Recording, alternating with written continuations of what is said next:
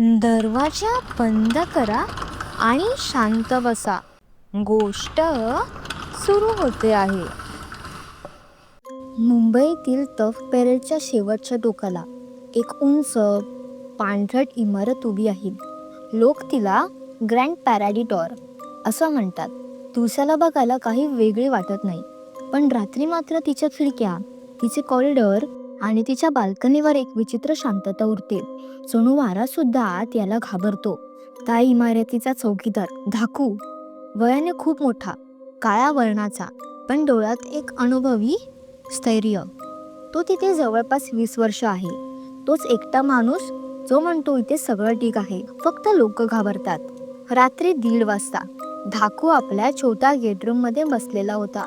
त्याच्यासमोर अर्धवट उघडा लोखंडी गेट आणि मागे एक जुना ट्रान्झिस्टर रेडिओ. थंड वारा येत होता, पण त्यात काहीतरी विचित्र थंडगारपणा होता. रेडिओचं सिग्नल हरवलं. आवाज असा कर्कश यायला लागला. तो चटकन उठला. कोणी आहे? पण शांतता. लिफ्टची घंटा वाजली. रात्री 1:30 वाजता. लिफ्ट चालू होणं म्हणजेच कोणीतरी आत आहे. तो लिफ्टच्या दरवाजाकडे गेला. दरवाजा उघडला आणि आत काहीच नाही, पण फ्लोअर इंडिकेटरवर 7चा लाल अंक झळकत होता, ज्याचं बटन कोणीतरी दाबलं होतं.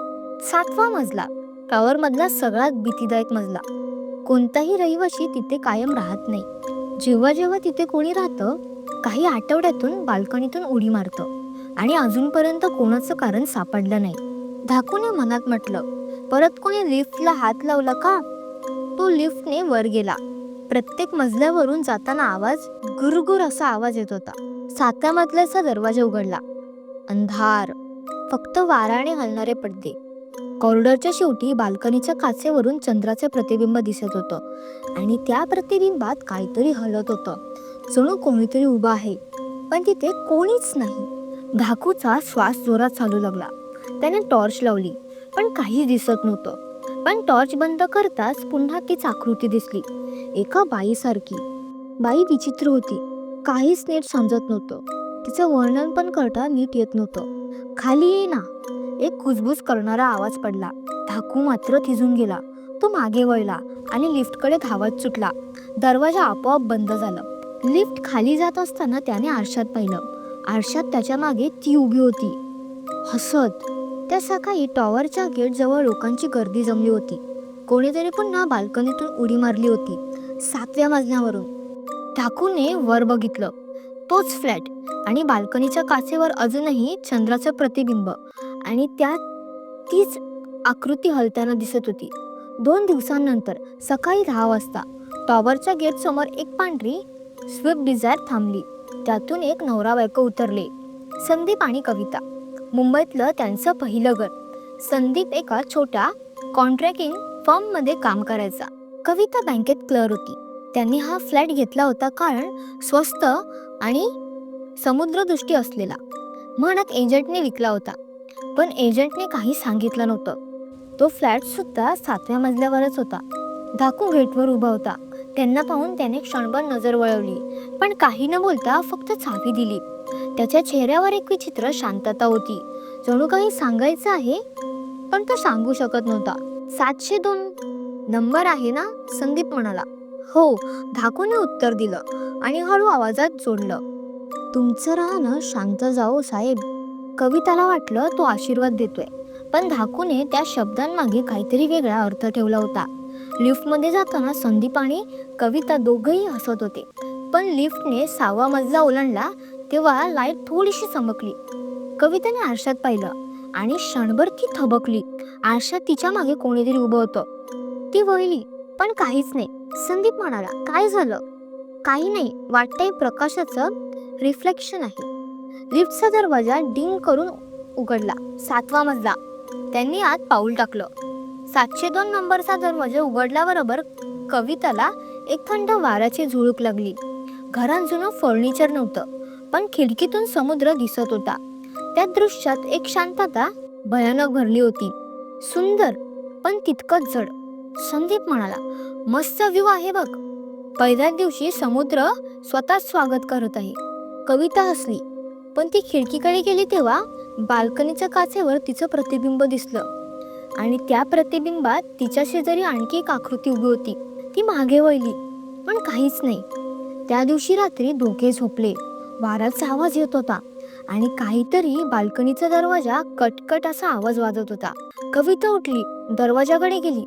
काचेत बाहेर पाहिलं तर समुद्रावर चंद्रप्रकाश चमकत होता आणि त्या प्रकाशात खाली टॉवरच्या पार्किंगच्या मधोमध एक पांढरी साडी हालताना दिसत होती. ती हलत हलत जणू कोणाला वर बघत होती.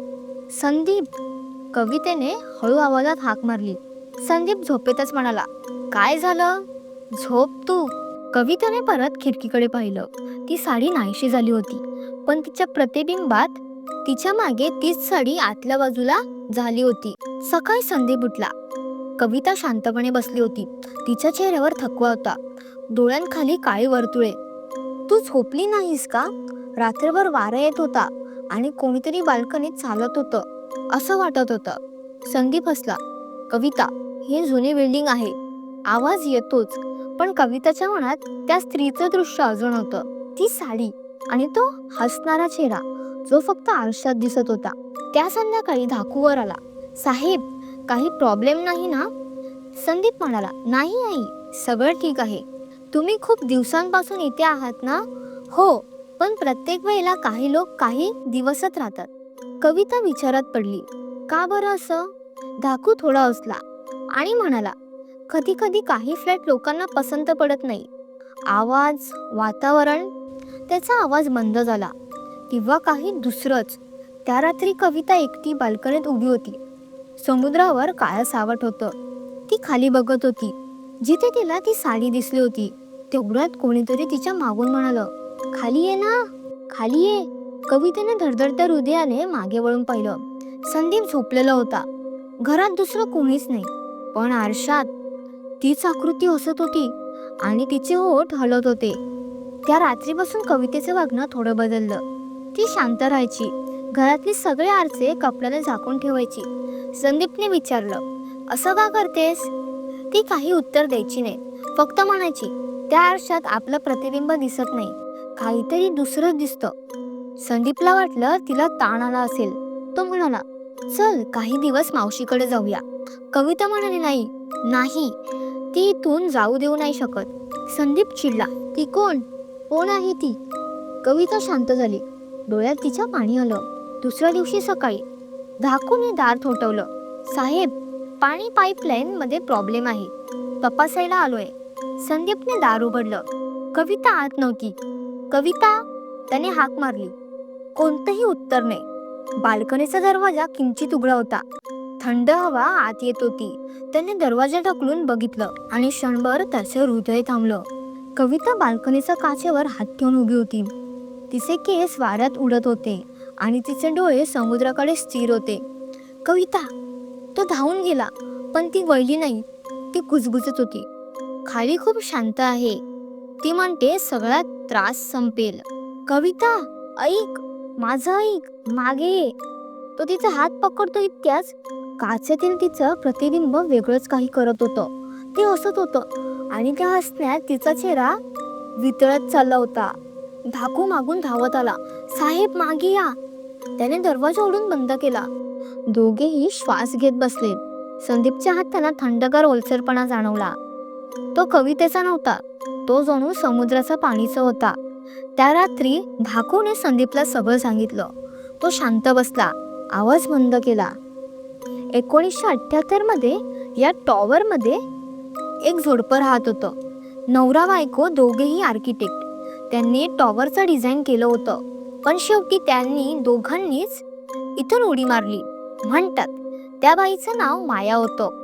तिच्या मृत्यूनंतर जे कोणी त्या फ्लॅटमध्ये राहायला आले त्यांना ती दिसली. ती आता प्रत्येकाला बोलवते, खाली. संदीप ऐकत राहिला. पण आम्हाला का? धाकून डोळे मिटले. कारण टॉवर रिकामी राहिला की ती शांत राहत नाही. ती नेहमी कोणीतरी शोधते आपल्या जागी ठेवायला. दुसऱ्या दिवशी सकाळी कविता बोलत नव्हती. ती फक्त भिंतीकडे बघत बसली होती. आरशात काहीतरी दिसत होतं. ती आकृती आता स्पष्ट झाली होती. ती माया होती. ती आरशातून पुढे आली, कुजबुजली. तू मला समजतेस ना? खाली ये. खूप सुंदर आहे तिथे. कवितेच्या चेहऱ्यावर शांत स्मित आलं. ती उठली. संदीपला वाटलं आता सगळंच ठीक होईल. पण तिच्या डोळ्यात आता ती नव्हती, कोणीतरी दुसरं होतं. त्या रात्री 7व्या मजल्यावर पुन्हा किंकाळी ऐकू आली. लोक खाली धावली. बाल्कनीतून कोणीतरी उडी मारली होती. पण खाली शरीर नव्हतं, फक्त ओलसर वाळू आणि पांढरा साडीचा तुकडा. त्या रात्रीपासून संदीपच्या आयुष्यात काहीही पूर्वीसारखं राहिलं नाही. कविता गेल्यानंतर त्यांचं घर रिकामी वाटत नव्हतं, उलट जिवंत पण निर्जीव वाटत होतं. जणू ती अजूनही इथेच आहे, फक्त दिसत नाही. कधी कधी तो झोपेतून उठून बसायचा, बाल्कनीकडे पाहायचा. तेवढ्यात काचेवरून बोटांचे ओल्या रेषा सरकताना दिसायच्या, जणू कोणीतरी बाहेरून आत लिहितंय. त्या ओल्या अक्षरांनी एकच शब्द लिहिला होता, खाली खाली ये. एक दिवस तो धाकूकडे गेला. तू मला सगळं खरं सांग, इथे नक्की काय आहे? धाकूने गेट रूमचं दार बंद केलं, सिगारेट पेटवली आणि मंद आवाजात म्हणाला, साहेब, हे टॉवर ज्या जमिनीवर बांधलं गेलं ना, ती आधी समुद्रातली वाळू होती. पिलर टाकताना काही मजदूर तिथे अडकले. त्यांचे मृतदेह बाहेर काढले नाहीत आणि ज्या दिवशी माया खाली पडली, तिचं शरीरही समुद्राने परत दिलं नाही. तेव्हापासून टॉवर खाली सगळ्यांचे प्रतिबिंब जिवंत राहतात. माणसं मरतात, पण प्रतिबिंब मरत नाहीत. संदीपने गोंधळलेल्या नजरेने विचारलं, मग कविता? धाकूने हलक्या आवाजात उत्तर दिलं, ती आता तुझ्या घराच्या काचेच्या आत आहे, बाहेर नाही. त्या रात्री संदीपने बाल्कनीकडे पाहिलं. त्या काचेवरचं पृष्ठभागावर कवितेचा चेहरा उमटला. ती शांत होती, पण तिच्या मागे अजून अनेक चेहरे, वृद्ध, तरुण, लहान मुलं, सगळ्यांचे प्रतिबिंब. ती कुजबुजली, इथे सगळे आहेत संदीप, फक्त तू नाहीस. संदीप मागे हटला. आरशातील स्वतःचं प्रतिबिंब वेगळं वागायला लागलं. ते हसत होतं, डोळे लाल झालेले. त्याने आरशावर हात मारला, पण आरशावरून थंड पाणी टपकू लागलं. खरं पाणी नव्हतं, समुद्राचं खारट पाणी होतं. लिफ्टचा डिंग असा आवाज आला. संदीप बाहेर धावला. लिफ्ट आपोआप उघडली. 7वा मजला आणि अंधार. कॉरिडॉरमध्ये पायांचे ओले ठसे. प्रत्येक ठसा त्याला बाल्कनीकडे नेत होता. बाल्कनीत उभं राहून त्याने खाली पाहिलं. खाली समुद्र दिसत होता, पण त्यात काहीतरी हलत होतं, जणू असंख्य आकृती हात वर करत त्याला बोलवत होत्या. आवाज आला, प्रतिबिंब मोडायचं असेल तर स्वतःलाच मोडावं लागतं. संदीप ओरडला, कविता! काचेवर कविताचा चेहरा उमटला. ती म्हणाली, आता फक्त तू आलास की मी मुक्त होईन. त्याने आरशात पाहिलं. त्याचं प्रतिबिंब पुढे सरकत होतं, पण तो स्वतः स्थिर होता. त्याच्या पायाखालील जमीन हलली. काचेवर तडा गेला. पुढच्या क्षणी संदीपचा आरसा पूर्ण फुटला आणि खोलीत समुद्राचं खारट वास पसरला. पुढच्या सकाळी धाकू वर गेला. फ्लॅट नंबर 702 शांत होता. दार अर्धवट उघडं. आत काहीच नव्हतं, ना सामान ना माणूस, फक्त भिंतींवर समुद्राच्या वाळूसारखा ओलसर थर आणि बाल्कनीच्या काचेवर शब्द लिहिला होता, तो आलाय. त्या दिवसानंतर संदीप आणि कविता त्या रूममधून नाहीसे झाले होते. अखेर संदीपनेही बाल्कनीतून उडी मारली होती. मग काही महिन्यांनी तिकडे एक नवीन माणूस राहायला आला होता. त्याचं नाव होतं मकरंद. साधा शांत माणूस. धाकूने त्याला 702 नंबरच्या खोलीची चावी दिली आणि त्याला म्हटलं, साहेब, सांभाळून राहा, काही लागलं तर मला नक्की आवाज द्या. त्या रात्री मकरंद झोपण्याआधी टीव्हीवर काहीतरी रॅन्डम बातम्या पाहत होता. बाहेर पाऊस नव्हता, पण वातावरण गार आणि वेगळंच होतं. टीव्हीचा आवाज मंद ठेवला होता. घरात एक प्रकारची थंड शांतता होती. नेहमीप्रमाणे त्याने खिडकी बंद केली, दिवे बंद केले आणि झोपायला गेला. रात्री साधारण 2:55 वाजले असतील. अचानक कुठून तरी हलकासा आवाज आला, जणू कोणी ग्लासवर नखांनी हलकं ओरबडे काढले असतील. काय भानगड आहे? मकरंद उठून बसला. त्याने दरवाजा उघडून बाल्कनीकडे नजर टाकली. बाहेर काळोख होता, फक्त दूरच्या इमारतींचे मंद दिवे दिसत होते.